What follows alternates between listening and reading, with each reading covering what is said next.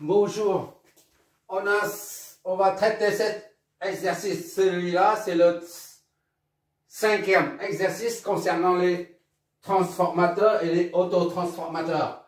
Là, on dispose de deux sources de tension, deux prises de courant. On dit deux prises de tension plutôt que deux prises de courant, parce que les prises de courant, ça n'existe pas. Deux prises de tension, pourquoi? Parce que tu mets le multimètre dessus avec deux points de touche. Tu mesures tout le temps là, au niveau de la prise de tension, une tension. Tu relèves une tension. Tu ne peux pas mesurer un courant. Parce que là, ce point-là et ce point-là ne sont pas reliés. Aucun courant ne circule là-dedans. Donc, tu peux pas, il n'y a pas de courant. Pour l'instant, il n'y a qu'une différence de potentiel entre ce point et ce point. Ça, c'est la Terre. D'accord? Donc, tu mesures la tension, tu relèves la tension, tu relèves pas le courant. C'est la raison pour laquelle on dit là, techniquement, le terme exact, c'est prise de tension. C'est pas une prise de courant, d'accord? Mais par abus de langage, à la maison, on dit une prise de courant. Mais sinon, il s'agit bien d'une prise de tension. Voilà, on a deux sources de tension qu'on a relevées. La première source, c'est 848,578 cosinus 100 pi. C'est en vol. Ça, c'est la valeur maximale, valeur de crête. Amplitude maximale. D'accord? De même, on fait une mesure au niveau de la deuxième prise de tension et on trouve 169,706 cosinus 100 pi. Donc, deux sources de tension disponibles sont là. En plus de ces deux sources, on a un transformateur conventionnel. Donc, les caractéristiques sont la puissance apparente est de 12 kVA, 12 000 VA. Et les tensions sont 600 et 120. Ça, c'est la norme d'écriture qu'on utilise pour un transformateur. Le premier nombre représente la tension efficace au primaire. C'est pour ça que j'ai mis ça ici. V efficace. Et 120 représente la tension efficace au secondaire. D'accord? Et à partir de ces deux sources de tension et le transformateur conventionnel, on souhaite avoir une source de tension sinusoïdale. Donc l'amplitude, Vmax, est à peu près environ, pas exactement, c'est 680 volts en amplitude. D'accord? Et ici, on a 848 cosinus c'est là, 848 qui est comme ça, en gros, hein, d'accord? Ici, c'est 848 plus 578. Là, c'est moins. J'essaie d'illustrer notre propos. Ça, c'est moins 848, quelques poussières. D'accord? VS1. VS1. T. Et VS de T, c'est 169. C'est aussi cosinusoïdal. C'est un signe 169. 8 fois moins, à peu près. Voilà. Ici, c'est 169. Ici, c'est moins 169,706. Voilà. D'accord? Ici, c'est plus. Ici, c'est moins. Plus et moins. Et on veut, nous, une tension dont la valeur maxi est plus ou moins 680. C'est quelque part ici. Voilà. Nous, ce qu'on veut, c'est ça. Une tension qui est comme ça.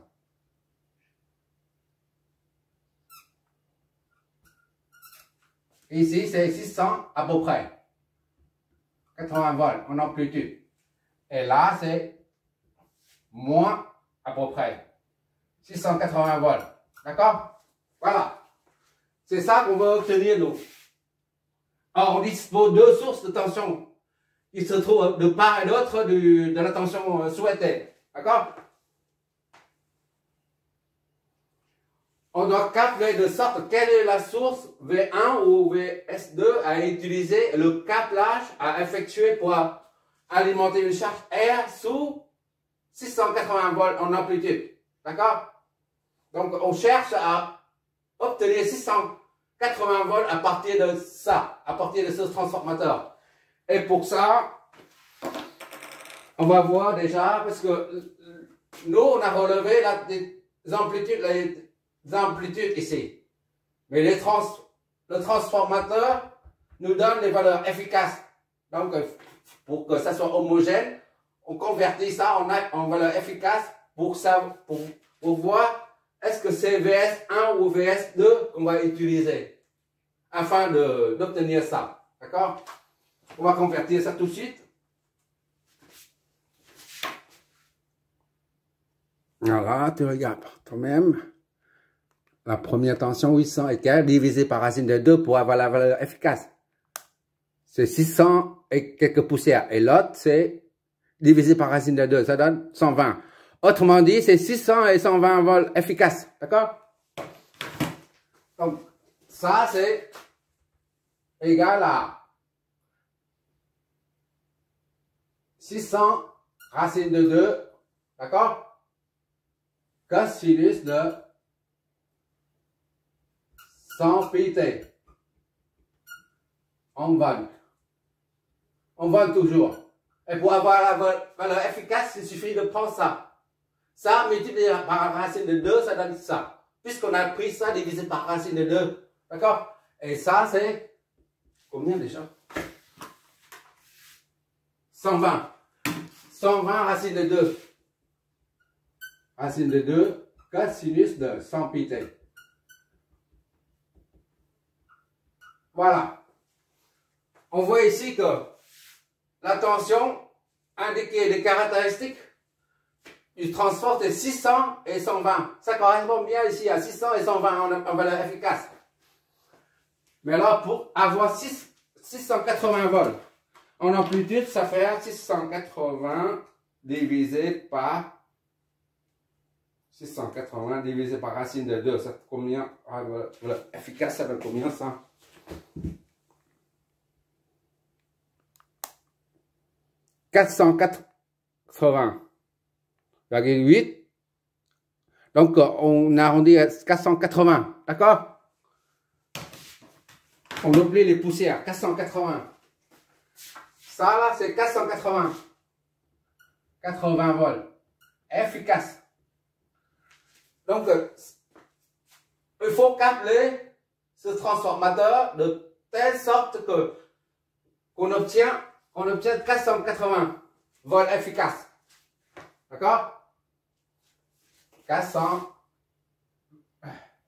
680 volts est égal à 480 fois racine de 2.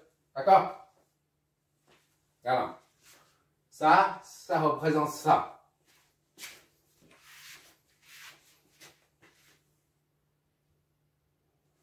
On va noter en bas, là, pour résumer, là. V1, VS1 efficace, évidemment, est égal à 600 volts efficace. Et VS2 efficace est égal à 120. D'accord? Bon, on laisse ça. C'est déjà en efficace, c'est pas la peine de répéter ça. 600. Et la tension V sortie là, à obtenir, VA est égal à 480 volts. D'accord? C'est ça qu'on va obtenir.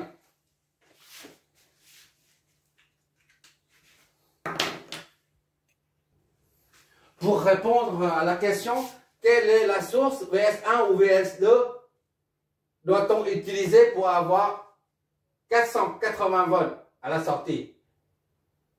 Eh ben, il suffit de regarder ici. Si on prend 600 divisé 600 moins 120, ça donne 480. D'accord? C'est la soustraction là, c'est la soustraction. Soustraction. Mais si on prend 120 moins 600, ça nous donne combien ça? Moins 400 aussi. D'accord? Il y a deux façons pour obtenir 400 volts efficaces. 480 volts efficaces. D'accord? Deux façons, deux manières de procéder. D'accord? On va faire avec deux méthodes. Bon, on commence par la source la plus petite, là, c'est VS2. D'accord?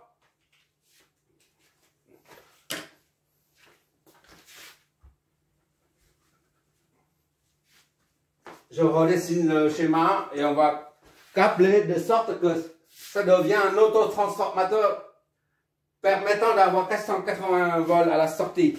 Là, j'ai remis le schéma du transformateur conventionnel ici. D'accord? Celui-là devient un autotransformateur. Comment on va câbler tout ça? Déjà, on va numéroter. Ça, c'est la source de tension. Déjà, il faut la source de tension, c'est ici. La source de tension, là. D'accord? 1, 2. Ici, on va noter 1. A. B. C. Et D. D, on va mettre ici. C'est ce point-là, le D. D'accord? D. Voilà. Hein? La source de tension, c'est 600. Ici, là. V, on utilise le VS2 là pour obtenir 480. VS2. 480. D'accord? Comme il s'agit de cosinus là. Ça c'est comme si VS1 est égal à 600 racine de 2, 0. Pas de déphasage, d'accord? Et VS2 est égal à 120 racine de 2, 0. D'accord? Donc on remet ici, là. La source c'est 600 racine de 2. Pour 120 c'est combien? 120 racine de 2 là. S2, 120 racine de 2. Voilà, 120 racine de 2. D'accord? 0.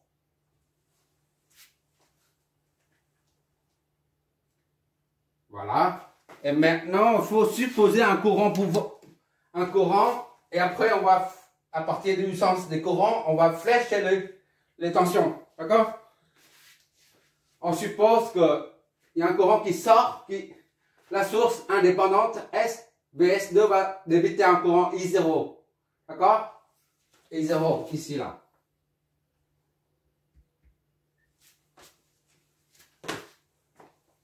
Et après, il y a un courant qui entre ici. Et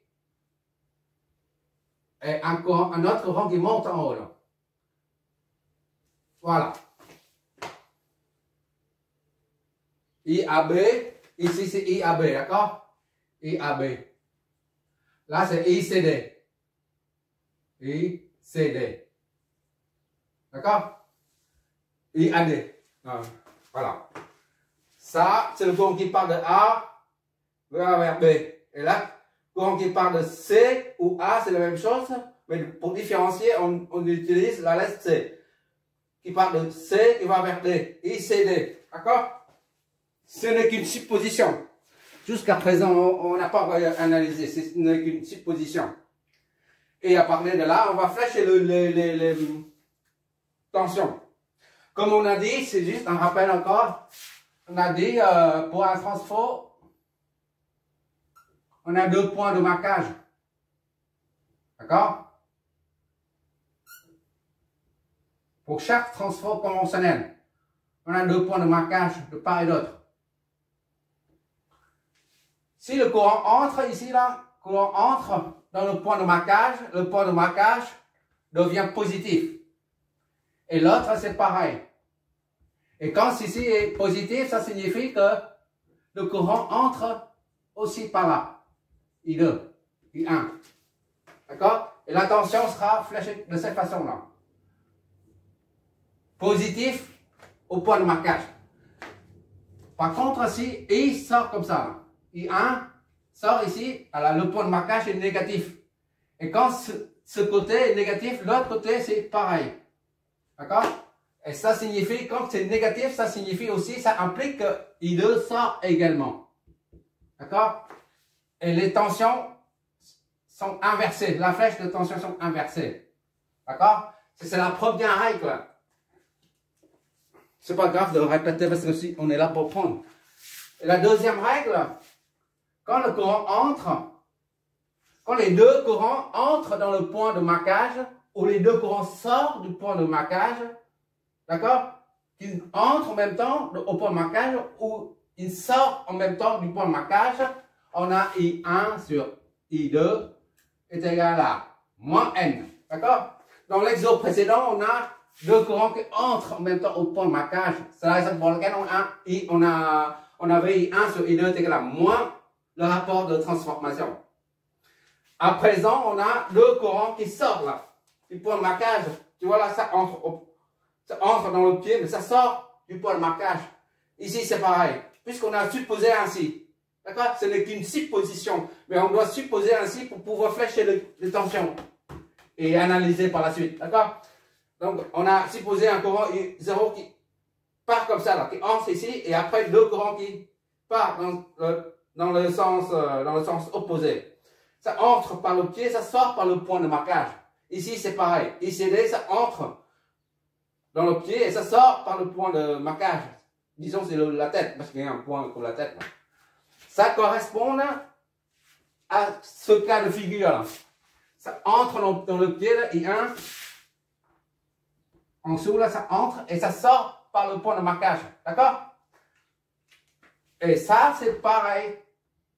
I1 sur I2 est égal à moins N négatif. D'accord? Quand les deux courants entrent dans le point de marquage, c'est négatif. Ou les deux en même temps sortent du point de marquage, c'est négatif. Si un qui entre et l'autre qui sort, dans ce cas, ça devient positif. Idem ici. Si un qui sort comme ça et l'autre, I2, qui entre, et là, ça devient positif. D'accord? Là, c'est deuxième règle. Première règle, c'est la polarité. Deuxième règle, c'est le rapport de transformation qui est négatif ou positif. D'accord? En ce qui concerne les tensions,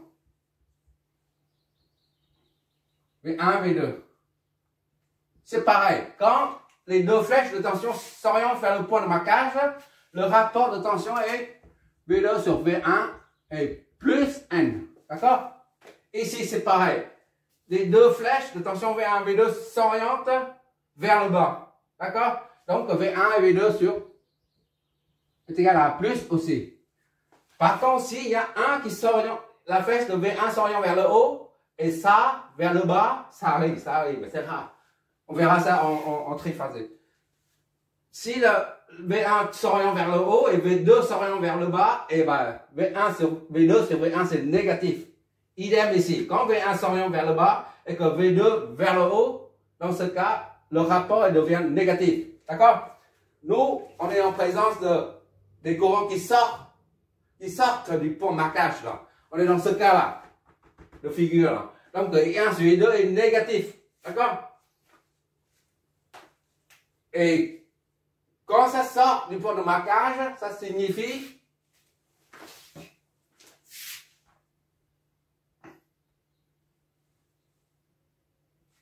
là, on est ça là. Sort du point de marquage, le point de marquage est négatif. D'accord? Ici, c'est négatif. Ici, c'est négatif. Et à partir de cette polarité, on peut flécher le courant, la flèche de tension. Ça monte vers le haut, là. D'accord? Potentiel le plus haut. potentiel le plus bas, négatif. Là, c'est l'inverse. D'accord? Et comme cette bobine est alimentée par la source, cette bobine se trouve aux côtés de la source, elle est vue comme, elle est considérée comme le primaire. D'accord? Donc ici, c'est V1. Et là, c'est V2. D'accord? Le côté qui est alimenté par la source de tension est appelé le primaire, V1 et V2. Donc VA, il est là. La tension sortie, elle est là.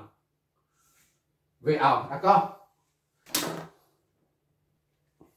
Je vais agrandir ça un peu plus parce que sinon, on n'a pas assez de place.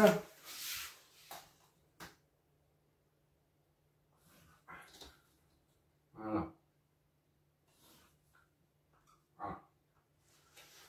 Ça, c'est la tension primaire. Ça, c'est la tension secondaire.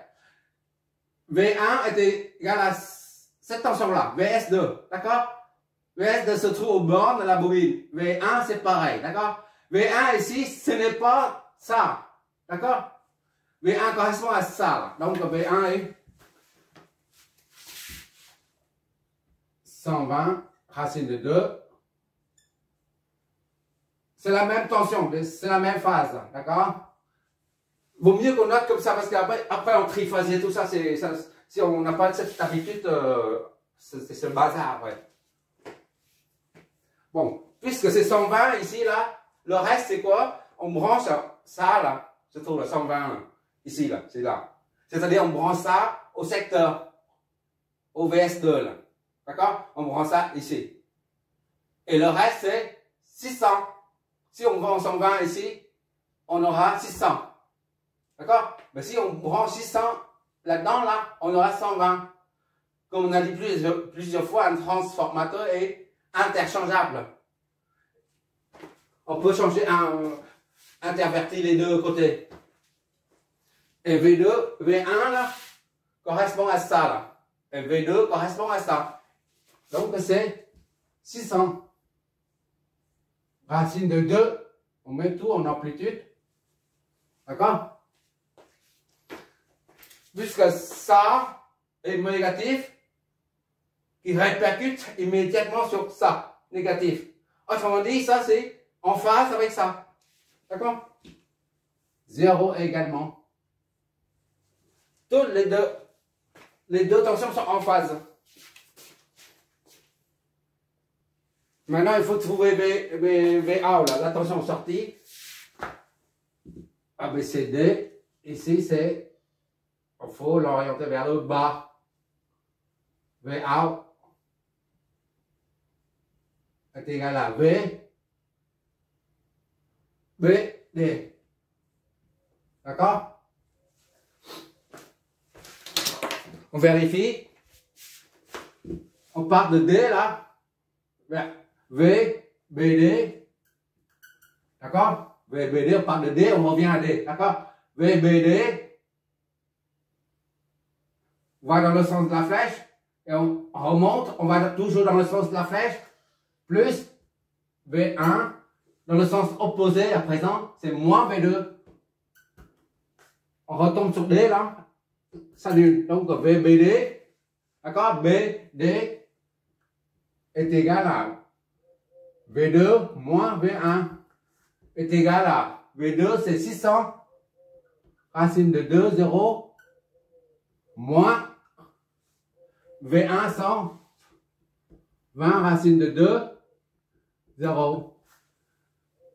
Ça donne bien 480 racine de 2, 0. Soit VBD est égal à 480. Voilà paire. Voilà efficace. D'accord? VBD, c'est 400.